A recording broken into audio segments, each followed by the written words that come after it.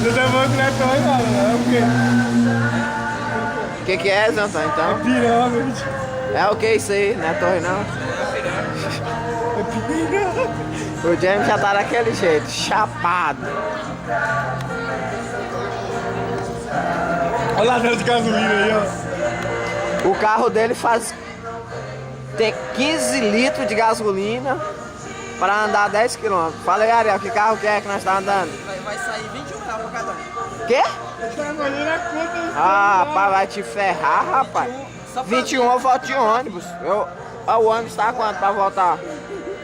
Meu amigo, eu volto de ônibus, eu pago R$8 coletivo. Não, eu volto de ônibus.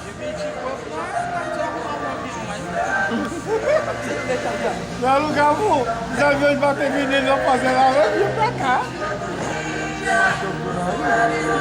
Vou filmar aquela loirinha lá na mesa do cara lá. você tá comprando até as freadas, você tá Olha, 21, vamos supor 20. Só que dá 80 barão, 80 barão dá o quê?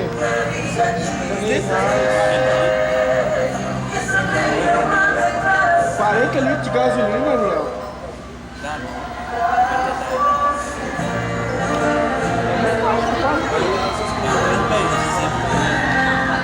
Quanto é a gasolina dele? Tem, vou botar 3. 2,62, lá em cima. 2,62? 2,62 dá melhor. E a outra é... Vamos arredondar 2,70. Arredondando 2,70. Não, dá melhor. Vai voltar. E a outra magrinha assim, é... 2,50 e pouco.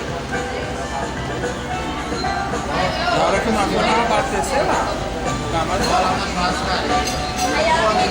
Vai rasgar até onde vai morar. Vai meter água no steak de noite, vai comer. Vai meter água no steak de noite. Tá fumando o que, galera? As Ziminoff ali, ó. Tô tremendo mais do que...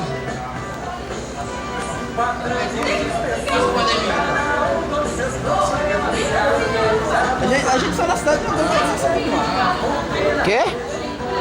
Você tá doido? Só aquele barco lá do lado e Como é que é, Zé Antônio? só aquele barco lá que O filho da puta ainda fala, eu esqueci o documento, Paulo. Então eu fico apavorado. Até que do babaca, o que foi fazer lá? Lá na Garça. Lá no Ponte da Gelada, mané, lá só tem gato. Aquela vadia que você comeu era de lá.